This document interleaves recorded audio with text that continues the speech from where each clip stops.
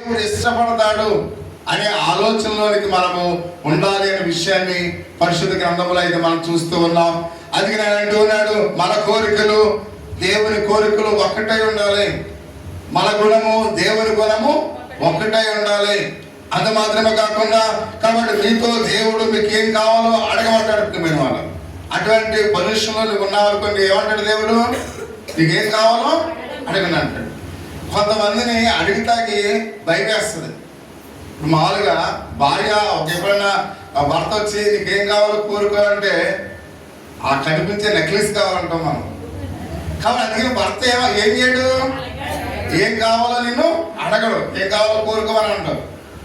ఒకవేళ చూడండి, ఆ కుటుంబంలో తండ్రిని ప్రేమించే కుమార్తె అయినా కుమారుడైనా ఉన్నాడు అనుకోండి, ఆ కుమార్తె యొక్క మనస్సంతా కూడా తండ్రికి తెలుసు అనుకోండి, ఆ కుమారుడు యొక్క మనస్సంతా కూడా ఆ తండ్రికి తెలుసు అనుకోండి, అమ్మా ఏం కావాలని నీకు అంటాడు.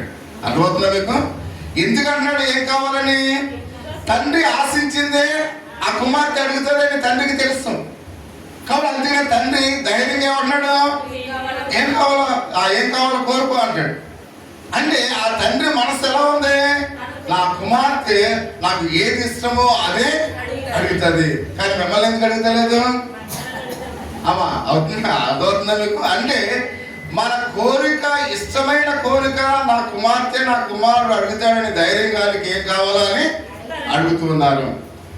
కాబట్టి దేవుడు కూడా దానిని ఇస్తూ ఉన్నాడు. కాబట్టి అలాగనే దేవుని మందిరంలో కూడా మనము కూడా దేవుని ఇష్టాన్ని, మన ఇష్టాన్ని దేవుడు ఎరిగిన వాడేయండి. దేవుడిని సంతోషపెట్టే మనసు మనకు కలిగి ఉంటే దేవుడే అంటాడు, ఏమంటాడు, నీకు ఏం కావాలో అడుగంటాడు. అంటే ఏం కావాలో అడిగే ఆ పరిస్థితిలోనికి విశ్వాసి రావాలి. ప్రియమైన వాళ్ళ మీకు అర్థమవుతుందా? అలాంటి పరిస్థితిలోనికి విశ్వాసి రావాలి. అంటే మన కోరికలు దేవుని కోరికల వలె ఉండాలి, మన గుణము దేవుని గుణం వలె ఉండాలి. అప్పుడు దేవుడు నీకు ఏం కావాలో అని ఆయన అడుగుతాడు. ప్రియమైన వాళ్ళ కాబట్టి అందుకనే ఈ యొక్క ఉదయకాల సమయంలో ఆయన మాట్లాడుతున్నాడు, ఏం కావాలో అడగండి అని ఆయన మాట్లాడుతూ ఉన్నాడు. కాబట్టి దేవుడు ఏం కావాలో అని అడిగినట్లుగా ఈ ఉదయకాల సమయంలో మనం ఉన్నామా? దేవుడు చూస్తూ ఉన్నాడు, మీ అంతరంగాలను చూస్తూ ఉన్నాడు. మీ పెదవుల నుండి నీ మాట రాకముందే ఆయన గ్రహిస్తూ ఉన్నాడు. నీ కోరిక ఏమైందో మనందరికన్నా ఆయన తెలుసు. ఒకవేళ ఆయనకు అనుగుణంగా కోరిక ఈ యొక్క ఉదయకాల సమయంలో నీ మనసులో ఉంటే అది వెంటనే దేవుడు అవునుగాక చెప్తాడు. ప్రియమైన మాట అంటే నువ్వు దీవించబడాలంటే కాబట్టి ఆయన కోరిక నీ కోరిక వలె ఉండాలి, ఆయన గుణము నీ గుణము వలె ఉండాలి. ఒకవేళ అలాగుంటే ఇప్పుడే నీ జీవితంలో గొప్ప అద్భుతాన్ని చూస్తావు. ప్రియమైన మాట రెండవ మాట మనం చూస్తూ ఉన్నాం, దేవుడు మీకు అవకాశము కాబట్టి ఇవ్వాలని కాబట్టి ఆయన చూస్తూ ఉన్నాడు.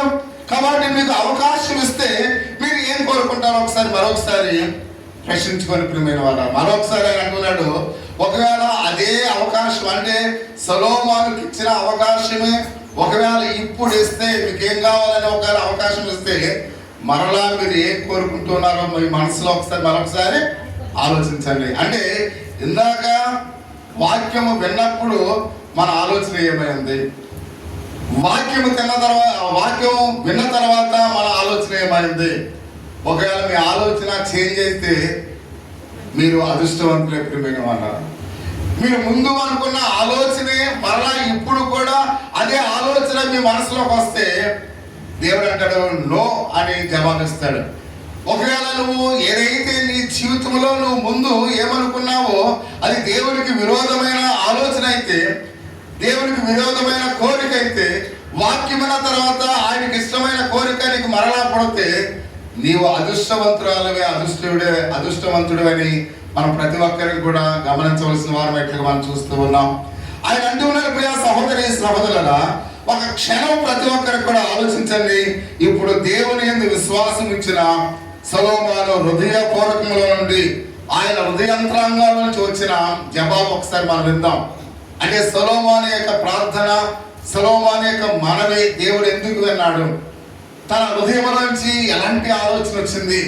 కాబట్టి అందుకనే దేవుడు ఎందుకు సొలొమోను యొక్క మాట విన్నాడు, జవాబు ఇచ్చాడు అని ప్రతి ఒక్కరికి కూడా ఆలోచించవలసిన వారమై ఉన్నాం. కాబట్టి మన గురించి మనం తెలుసుకోవడానికి ఇష్టపడుతున్నారా? అంటే ఆయన అంటూ ఉన్నాడు, ప్రియ సహోదరి సహోదర, ఈ మాటలు జాగ్రత్తగా పరిశీలన చేద్దాం. ఎందుకంటే మన జీవితంలో ఎంతో విలువైన మాట కనుక, మన జీవితంలో ఈ మాటలు మన యొక్క జీవితాన్ని మారుస్తున్నాయి కనుక, కాబట్టి మన జీవితాన్ని మార్చే మాట మనకు విలువైంది కనుక మనం ఏం చేయాలి? వినాలి, జాగ్రత్తగా మనము వినాలి. అందుకనే ప్రతి ఒక్కరు కూడా మనం వినాలి. వినటం వల్ల ఏమవుతుంది? విశ్వాసం వస్తుంది. కాబట్టి అందుకని దేవుని మాటలు వినటం అనేది ఎంతో ప్రాముఖ్యమైన విషయం మనం చూస్తూ ఉన్నాం.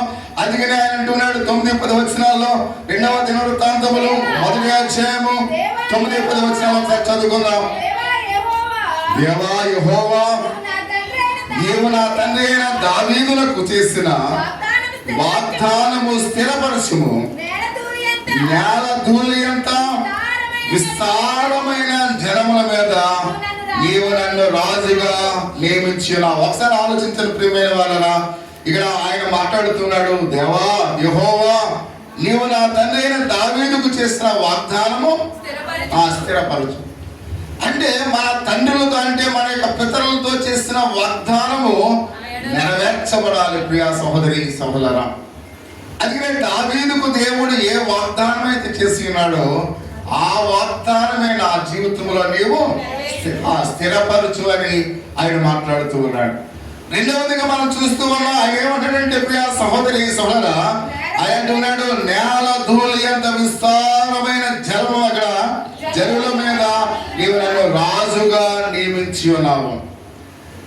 నేను పరిపాలన చేసే ఈ ప్రజలు ఎంతో విస్తారమైన ప్రజలు. అంటే నేల ధూళిని లెక్కించలేనంత ఆ మానవ విస్తారమైన ప్రజలు నా చేతికి నీవు అప్పగించావు. కాబట్టి నేను వారిని ఎలా పరిపాలన చేయాలి? అందుకని ఒకసారి మనం గమనించాలి, సంసారం అంటే సాధారణమైన విషయం కాదు. సంసార బాధ్యతలు అంటే సాధారణమైనవి కాదు ప్రియమైన వాళ్ళ.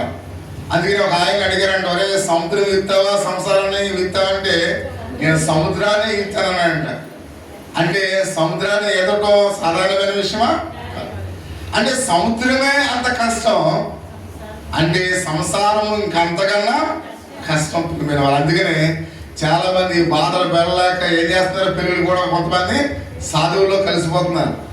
ఒరే ఈ బాధ మనం పడలేము, భార్య వచ్చి సేరంటది, కొడుకు వచ్చేమో మామూలుగా పుస్తకాలు అంటాడు, కాబట్టి మామూలుగా గ్యాస్ బండ్ వచ్చేమో డబ్బులు అంటాడు. ఇవన్నీ మనకి ఎందుకంటే తండ్రి సంపాదించిన ఆస్తి కూర్చొని తిందాం, పెళ్లి లేదు పెడాకులు లేవని కొంతమంది ఏం చేస్తున్నారు, అసలు పెళ్ళే మానేసిన చాలా మంది సమాజంలో చాలా మంది. అంటే వివాహము అంటే ఎందుకు భయం వేస్తుంది? ఆ సంసారం చేయలేకపోయిన వాడు. అంటే అంత కష్టం, వివాహం అంటే అంత కష్టం. కాబట్టి అందుకనే ఎందుకు కష్టం అవుతుంది అమ్మా? ఎందుకు కష్టం? ఆ మాటలు ఎందుకు వస్తున్నాయి చెప్పాలి. ఎందుకు వస్తున్నాయి? ఆ కాపురము ఎలా చేయాలో వాళ్ళకి తెలియక. తెలిసిన వాడికి కష్టం అనిపిస్తుందా? కష్టం అనిపించదు. అది అమెరికాలో వివాహానికి ముందు ట్రైనింగ్ ఇస్తారంట. మన ఇండియాలో లేదు అది. అమెరికాలో వివాహానికి ముందు ఏం చేస్తారంట? ట్రైనింగ్ ఇస్తారు. ఇచ్చి భార్యతో ఎలా మాట్లాడాలి, భార్యను ఎలా పెంచాలి, పిల్లల్ని ఎలా చదివించాలి, నీ సంసార జీవితంలో ఎల్లప్పుడూ కూడా సంతోషంగా ఉండాలంటే నువ్వు ఏమేమి చేయాలి అని అంతా కూడా ట్రైనింగ్ ఇస్తారంట. అందుకనే అమెరికాలో ప్రతి ఒక్కరు కూడా వాళ్ళు ఉన్నతమైన స్థితిలో ఫ్యామిలీ అంతా కూడా ఉంటుంది ప్రియమైన వాళ్ళను. అంటే మన యొక్క జీవితాల్లో మనము కూడా, అంటే మనము ఎలా అంటే ఇక్కడ ఆయన అంటున్నాడు, ఏమన్నాడు, విస్తారమైన జనులను నాకు ఇచ్చావు అంటే దాని సులభం చెప్తున్నాడు. కాబట్టి వాళ్ళు ఎలా పరిపాలించాలో నాకు తెలియట్లేదు, నాకు సహాయించే. అలాగే వివాహమైన వెంటనే భార్యాభర్తలు కూడా దేవుని మందిరంలో మోకరించి మా సంసార జీవితం ప్రారంభిస్తున్నాం కనుక మేము ఎలా బ్రతకాలో మాకు నేర్పించని దేవుని అడగాలి ప్రియమైన వాళ్ళు. ఒకవేళ నువ్వు సంసారము, ఒకవేళ నువ్వు అంటే సరిగా చేయటం నీకు రాకపోతే, ఒకవేళ పేదరికంలోనికి నువ్వు వెళ్ళిపోతూ ఉంటే, కష్టాల్లోకి నువ్వు వెళ్ళిపోతూ ఉంటే, బాధల్లోకి నువ్వు వెళ్ళిపోతూ ఉంటే, ప్రభువా ఈ సంసార జీవితంలో సుఖ సంతోషాలతో ఉండాలంటే నేను ఎలా చేయాలి అడగటం తప్పేం కాదు ప్రియమైన వాళ్ళను. కాబట్టి రాజైన సొలొమోనే దేవుణ్ణి అడిగాడు, ఇక్కడ నేను ఎలా పరిపాలన చేయాలో నాకు నేర్పించు, ఎందుకంటే విస్తారమైన జనులకు నాకు అప్పగించాలని ఆయన మాట్లాడుతున్నట్లుగా మనం చూస్తూ ఉన్నాం. అంత మాత్రమే కాకుండా ఆయన అంటూ ఉన్నాడు, ప్రియా సహోదరి సహోదరా, దేవుని యొక్క మాటలకు ఇంకొక ఆ మాట మనం చూస్తూ ఉన్నాం. ఆయన అంటూ ఉన్నాడు, కాబట్టి చూడం, ఈ గొప్ప జనములకు న్యాయము తీర్చగల శక్తి గలవాడు ఇక్కడ మనం చూస్తున్నా ఎవడు అని ఇక్కడ మనం చూస్తున్నా అంటే, కాబట్టి న్యాయమును తీర్చాలి. ఒక దేశానికి రాజు అంటే ఇక్కడ రాజు ఏం చేయాలి? న్యాయం తీర్చాలి. సొలొమోను కూడా ఒక తగు వచ్చింది, తెలుసా మీకు? ఆ తగు ఏం తగు వచ్చింది? మామూలుగా ఇద్దరికి ఇద్దరు పిల్లలు పుట్టారు, అందులో ఒక ఆవిడ రాత్రి పడుకున్నప్పుడు మరి ఆ పిల్లల మీద కాలు వేసిందో లేకపోతే తొక్కేసిందో మొత్తానికి చనిపోయాడు. చనిపోయినట్లుగా ఆ తల్లి గ్రహించింది అనమాట, నా బిడ్డ చనిపోయాడు అని. పక్కకు చూసింది, పక్కన ఇంకొక తల్లి, పక్కలో ఇంకొక కొడుకున్నాడు. ఈవిడేం చేసింది, ఈ చచ్చిపోయిన కొడుకుని తీసుకెళ్ళేమో ఆవిడ పక్కలో పోయేసి ఆ పక్కలో ఉన్న కొడుకునేమో తీసుకొచ్చింది. తెల్లారి చూస్తే ఒక అబ్బాయి ఏమో చనిపోయాడు. కాబట్టి ఇద్దరు ఎక్కడికి వెళ్ళారు? రాజుగారి దగ్గరికి వెళ్ళారు. రాజుగారి దగ్గరికి వెళ్ళాలంటే నా బతుకున్న బిడ్డ నా బిడ్డ అంటే నా బిడ్డ అంటున్నాడు.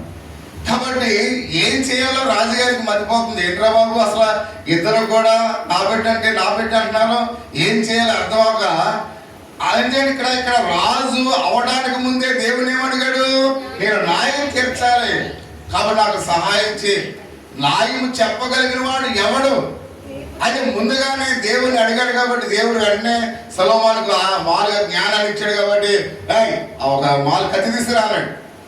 కత్తి తీసుకురామంటే కత్తి ఆ సైనికుడు తెచ్చాడు. కాబట్టి ఆ బతుకున్న పిల్లోడిని ఏం చేస్తావు? శిరసకం చేసి సగం మొక్క ఒక తల్లికి, సగం మొక్క ఒక తల్లికి. ఆల్రెడీ బిడ్డ చనిపోయినప్పుడు ఏమంటుంది, నా కొడుకు ఎలా చచ్చిపోయాడు కాబట్టి వీడు కూడా చచ్చిపోవాలి, రెండు ముక్కలుగా చేసే అంటుంది. ఇంకొక తల్లి ఏమంటుంది, అసలు తల్లి రాజుగారు అలా వద్దు, కావాలంటే ఆ బిడ్డను అక్కడే ఉంచే. అంటే కన్న పేగు యొక్క ప్రేమ అంత ఆ మామూలుగా అనురాగం కలిగి ఉంటుంది. కాబట్టి వెంటనే సొలొమోను గ్రహించాడు, నిజంగా ఈమె ఇతని యొక్క బిడ్డ అని గ్రహించి ఏం చేశాడు, అవి ఇచ్చేసాడు. అంటే కొన్ని సందర్భాల్లో రాజుగా ఉన్నవాడు లేక ఒక గ్రామానికి సర్పంచ్గా, ప్రెసిడెంట్గా, లేదా ఒక రాష్ట్రానికి ముఖ్యమంత్రిగా, ఒక దేశానికి ప్రధానిగా ఉన్నవాడికి యథార్థమైన న్యాయము తీర్చే లక్షణము ఉండాలి. కాబట్టి యథార్థంగా న్యాయము తీర్చలేని అసమర్థుడిగా గ్రామ సర్పంచ్ అయినా, మామూలుగా ఎమ్మెల్యే అయినా, ఆ ముఖ్యమంత్రి అయినా, ప్రధాని అయినా అసమర్థులుగా ఉంటే వారు ప్రజలకు ఏమేమి కూడా చేయలేరు వాడు. అంటే ఒక బాధ్యత తీసుకున్న వాడికి ఆ బాధ్యతను గుర్తెరిగే ఆ జ్ఞానం ఉండాలి. అప్పుడే ఆ గ్రామమైనా, రాష్ట్రమైనా, దేశమైనా చక్కగా ఉంటుంది. యథార్థంగా న్యాయం తీర్చే వాళ్ళు ఎవరు ఉండాలి? నాయకులుగా ఉండాలి. కానీ అందుకని ఇక్కడ మనం చూస్తున్నాం, ఇజ్రాయేల్ దేశానికి యథార్థమైన న్యాయం తీర్చాలంటే, ఆ ప్రజలకు న్యాయం చెప్పాలంటే నాకు ఏం కొదువుగా ఉన్నాడు?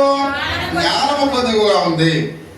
కాబట్టి నేను యథార్థంగా పరిపాలన చేయాలంటే నాకు జ్ఞానము దయచే అని దేవుణ్ణి అడుగుతూ ఉన్నట్లుగా పరిశుద్ధ గ్రంథంలో అయితే మనం చూస్తూ ఉన్నాం. కానీ అంత మాత్రమే కాకుండా ఆయన అంటున్నాడు, నేను ఈ జనుల మధ్య ఉండి కార్యములు చక్కబెట్టిన తగిన జ్ఞానమును తెలివిని నాకు దయచేయమని 9-10 వచనాల్లో మనం చూస్తూ ఉన్నాం. కాబట్టి ప్రజలందరినీ కూడా నేను న్యాయం చేయాలి. కాబట్టి వీళ్ళ మనస్తత్వాలు నేను ఎరిగిన వారినై ఉండాలి. వివేచన కావాలి నాకు. వివేచన అంటే ఏంటి? మన ఎదురుగా ఉండాలి. అందుకనే ఇంగ్లీష్లో దాన్ని మనం చూస్తూ ఉన్నాం. ఆ మనసులో అయితే ఆ మామూలుగా దాని ఒక స్టడీ కూడా కొంత చదువు ఉంది. ఏంటది అమ్మా, మనిషి ఎదురుగా వాడిని వాడుకో మాట్లాడకుండా ఆ మామూలుగా సైకాలజిస్ట్ అంటారు. సైకాలజిస్ట్ డాక్టర్ కూడా ఉంటారు. అర్థమవుతుందా? అంటే ఫేస్ రీడింగ్ బట్టి వాడు ఎలాంటి వాడో చెప్తారు. వాడు కొంతమంది వాడిని భార్యను అనుమానించే వారుగా ఉంటారు, భర్తను అనుమానించే వారుగా ఉంటారు. కాబట్టి అటువంటి వాళ్ళకి ఆ యొక్క వాళ్ళు ఏం చేస్తారు, సైకాలజిస్టులు కౌన్సిలింగ్ ఇస్తారు. అందుకని వారి యొక్క హృదయము, వారి యొక్క తలంపులు, వారి ఉద్దేశాలు ఎలా ఉన్నాయని వాళ్ళు ఏం చేస్తుంటారు, ఆ కౌన్సిలింగ్ ఇస్తారు. వాడు ఆ డాక్టర్ వాడు ఇంకా చూడగానే